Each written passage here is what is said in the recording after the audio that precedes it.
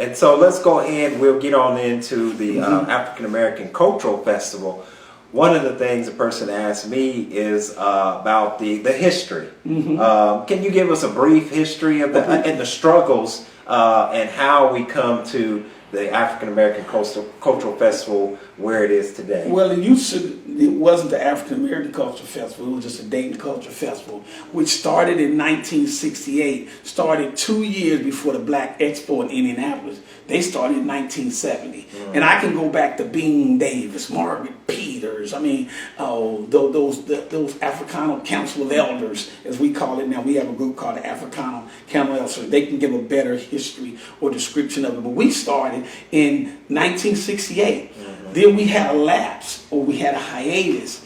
And so this is the 8th annual now. So we lost it for a while, for a lot of different reasons. I won't go into that. But it's back now. And so the history is a rich history in Dayton. Dayton has the oldest in the state of Ohio, the oldest cultural festival in the state of Ohio. And one of the things that we're doing outstanding this year is at the Culture Festival, we're giving the key to the city. Thank you, Nan Whaley. Thank you, Fred Strayhorn. Right? Key to the city to all the funk bands.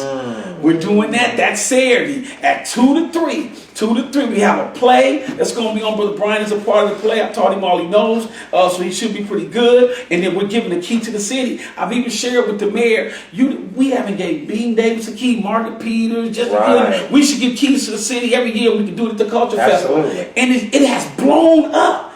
It has become bigger than almost the festival because everybody wants to be a part of it. So I think that's going to be the most powerful piece, one of the most powerful pieces. I think the most powerful piece is honoring Frankie, our big sis. But yeah, we're giving the key to the city at the Culture. And that's happening around, 2:30, is that correct? Or 2 to 3. 2 to 3. 2 p.m. to 3 p.m. that Saturday.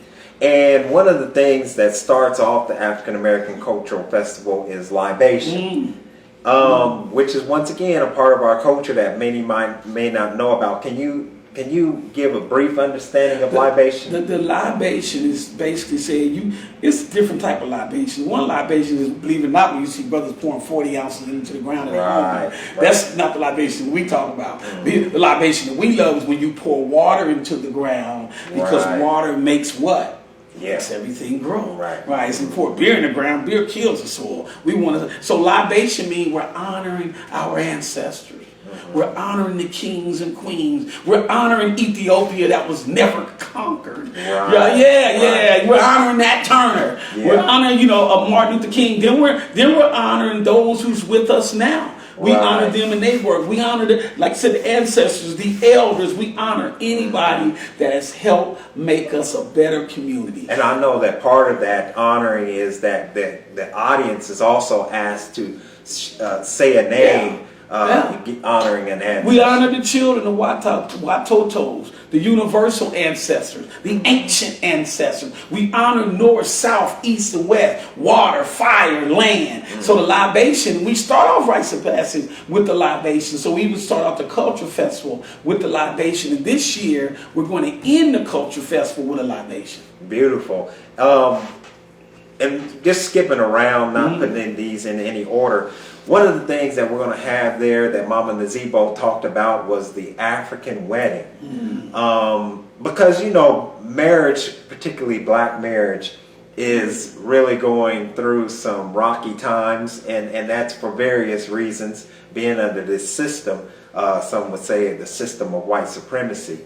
But here we have an African marriage ceremony that's going to be taking place. And I think that if anybody's ever been to the African American Cultural Festival, they will recognize that it's different from European style ceremony, marriage ceremony. And let me just say, it is powerful, especially when you have the Americanized wedding and you have the African wedding. I honestly think the balance is when you get married the African way. I'm serious, because the African way is talking about reciprocity. It's talking about mayat. It's talking about our rich history, that we were kings and queens, and a king must treat you like a queen. And there's a balance. balance because black women or African women gave the world agriculture. You know, and it's, so I recognize Mother Earth started with you, Lucy, you know, Delish. I mean, I'm just saying. So when you get married, it's just something that connects you closer. But here's the key, but it also says you have a responsibility to the community. Yes, right. The African wedding, you are being validated by African people. And so your commitment is to, I'm committed to take care of my kids and my kids' friends. Tell us a little bit about the fashion show.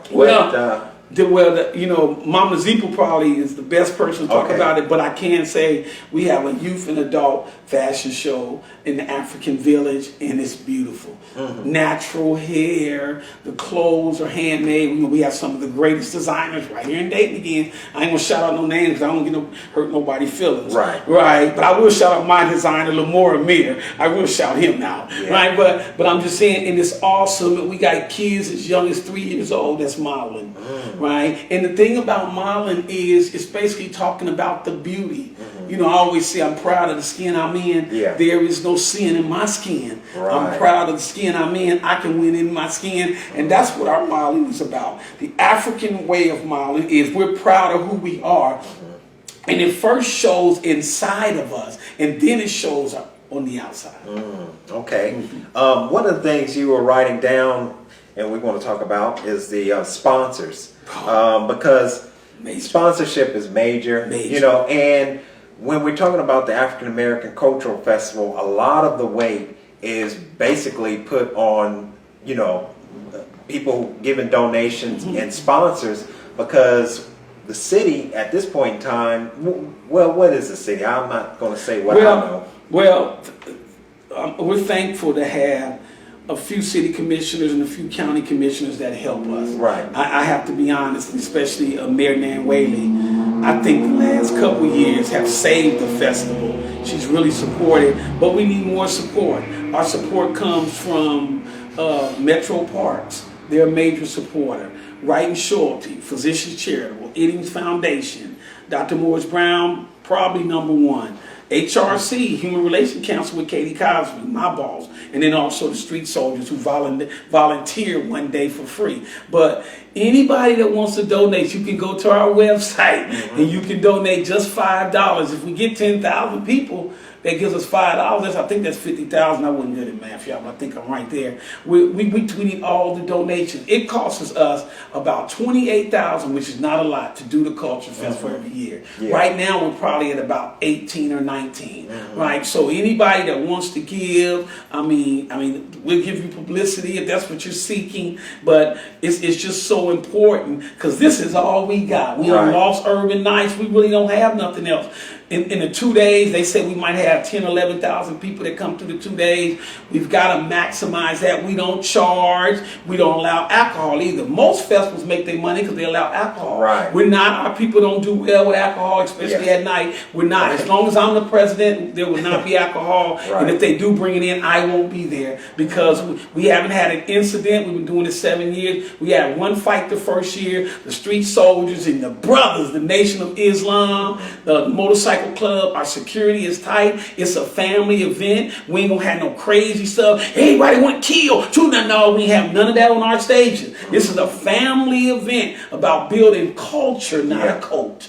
Because inside the word culture is cult. So what do you have? Do you want cult or culture? We want culture. We want identity. We want identity. We want purpose. We want direction. So we make sure that you're safe. We make sure that that African is free on the inside of you. Born again African. That's right. How about that?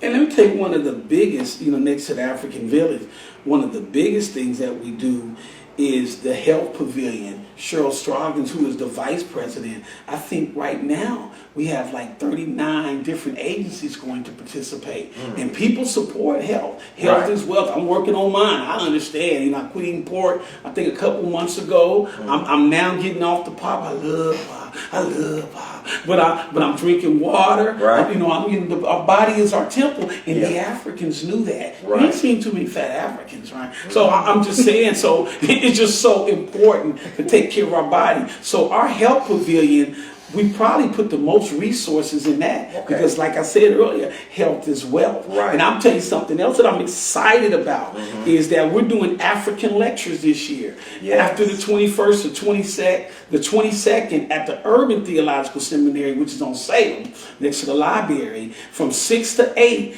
From the 22nd to the 26th, we're doing African lectures. I think the first day is the community activist, about 15 of them coming. The second day is Pan-Africanism, right? The third day, Maha Selassie is doing something about healing and peace. He's bringing somebody in. The fourth day is youth and young adults. The fifth day, which is that Friday, which is back at Island Park for that, we're recognizing two living legends in the city of Dayton, Margaret Peters and Jesse Gooding, where we're doing a libation. And then the festival is on the 27th. So when I'm saying the African lectures, one of my friends, Reverend McCoy, will be back. I mean, different people. And it's not going to be them just getting up there lecturing. Right. It's solution-matic. I made up a word that Jesse Jackson do. Right? Because I'm not going to tolerate that. Yeah. What's your solution? And if somebody wants to be a part of it, they can. See, everybody don't have to be in the nation. Everybody don't have to be a ghetto Christian like me. Right? You know, I mean, you know, if you want to be a part of it,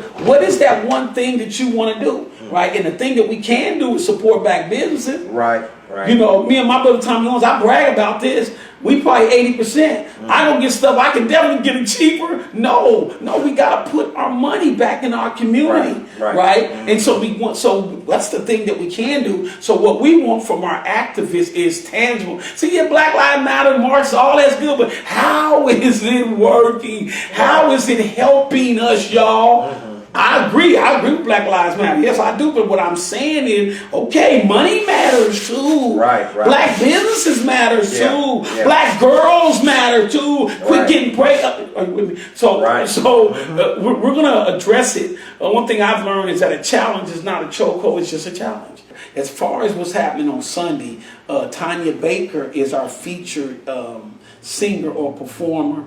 It's amazing how the Sunday has just blown up.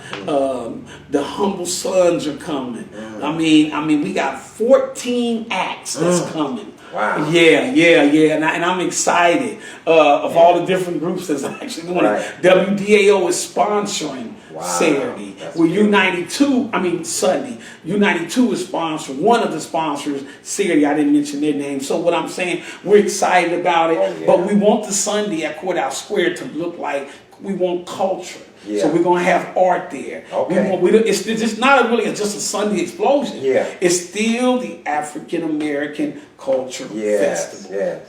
And so we want health there. And we're going to make it as festive as we can. Hopefully next year, I'm only going to probably do this a couple more years. I'm moving on. I'll pass the baton to the person I think can do it. But hopefully next year we could have both days at Island Park. We would just shorten the Sunday piece. You know, and the reason we're at Island Park is because the Africano Council of Elders, Dr. Tway and all of them, they wanted it there. They made that call, and I see why they did it, because it looks festive, especially the great work that Barbara Crow did last year. So hopefully next couple of years, I hope to pass a strong baton that we can have it there, because it ain't about money, but we do need enough money to pull it off, but it's not about money. And I don't mind, people say, man, we got to beg for this money. Let me be clear, I don't mind begging black people to do this festival, but it shouldn't be, because we definitely got enough money in Dayton, Ohio. I know a few of y'all out there, y'all spend $5,000 a month in the clubs, and I ain't gonna say no names. Devil D will say I ain't going, right? So, and I know with our churches, and we got Omega Baptist Church that helps a lot. We got a couple of churches that help a lot.